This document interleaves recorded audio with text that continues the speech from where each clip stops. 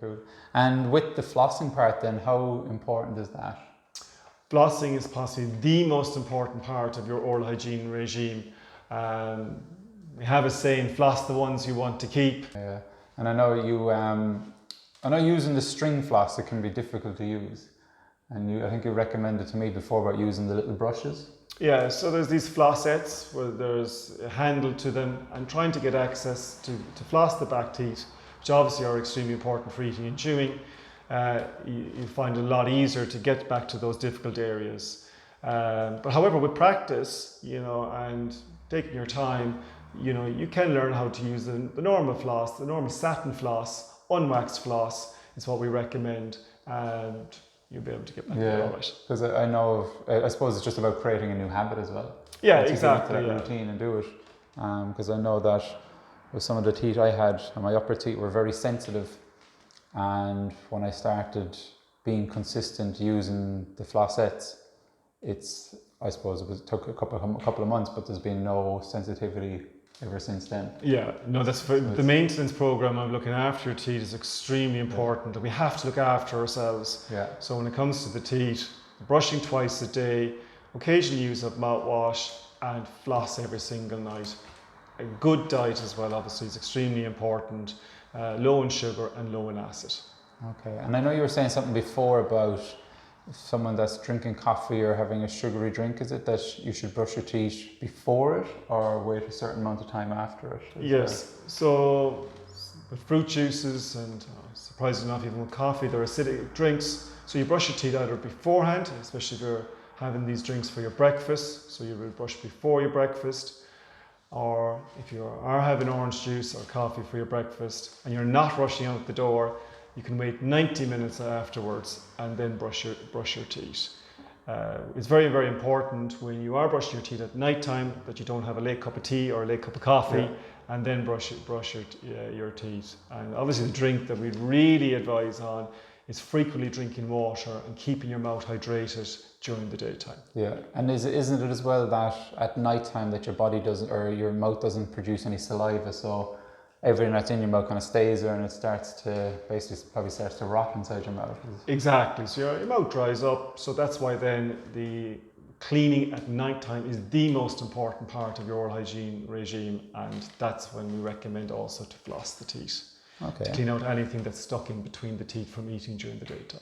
What are the long-term effects of not looking after your teeth? Well, there are many. It can affect your ability to smile. Healthy teeth and gums give you the confidence to smile. People place a lot of importance on the appearance of a person's teeth, whether it's going for a job interview or even in a social setting. Pain, toothache is very unpleasant and can be very severe. It can keep one up all night in agony. It's costly, it is expensive and time consuming to have extensive and complicated dental treatment, especially when you're talking about replacing missing teeth. Yeah. Your overall health, dental infections can exacerbate or even be linked to other diseases in the human body. And it's very important to note that the mouth is the gateway to our bodies.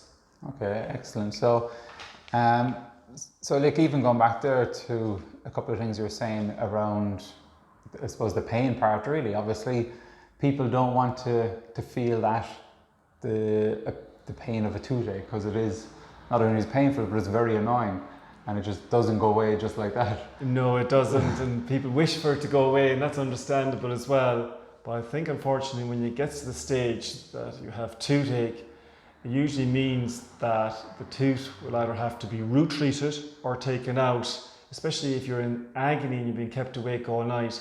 It means the damage to the tooth is actually irreversible. So therefore then we can't, stress the importance of prevention. Yeah. And going to your dentist on a regular basis, ideally every 6 months, and definitely no longer than 12 months. And then obviously the maintenance side of it and looking after your teeth and looking after your health is extremely important. Yeah. I suppose that's the key to what you're saying there is the prevention. And like you said at the start, it's not about giving up everything that you love eating and stuff like that, but being aware of what you're eating and focusing, like you're saying, drinking more water, trying to manage your stress levels, doing simple things like making sure you're brushing properly at night and doing the flossing and the mouthwash and doing that twice a day. And by doing that, then you're obviously reducing the risk of any of the pain that you're going to have to go through if you do get toothaches. And it's, I suppose, coming back to the cost part as well, it's going to prevent you having to fork out a lot of money to pay. Exactly. To pay you. Yeah, exactly.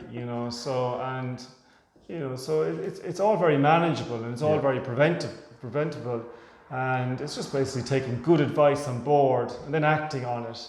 And I'm sure there's ups and downs along the way, but it's just to try and stay a little bit focused on it and keep working away and tipping away, because everyone will be fine then. And it just comes back to creating those new habits. Yeah, Once you get into it, it's just going to flow. You're not even going to think about it. So then, obviously, when you talk about the pain and everything that people can go through, it can develop a fear of people then actually wanting to go to the dentist. So what advice would you have for someone that may have a fear of coming to the dentist? Well, I think it's very important when somebody's coming to the dentist to try and make sure that they prepare themselves in the right way.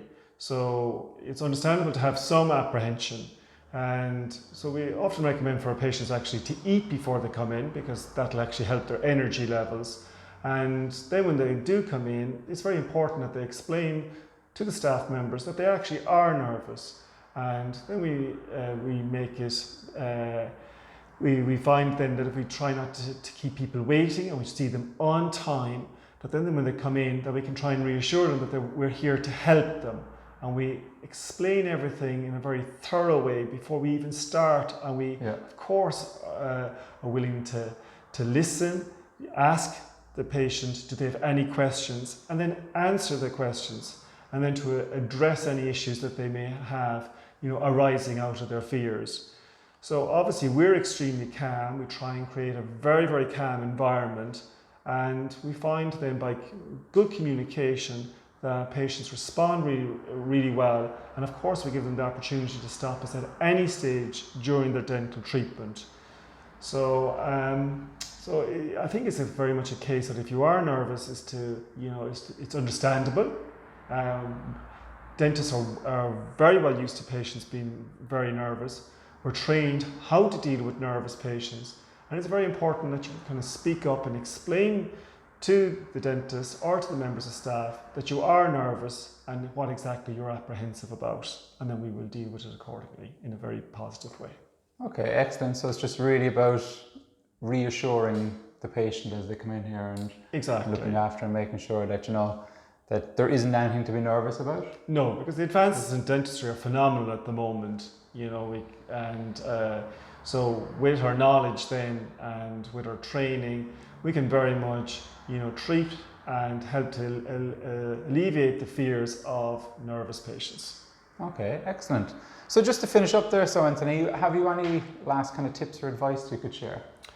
Well, no, I think we've kind of covered everything. So just to kind of round it off is just very much, have a good healthy diet, do have the occasional treats. We all need our treats every now and again, and make sure you brush and you floss and just look after that smile.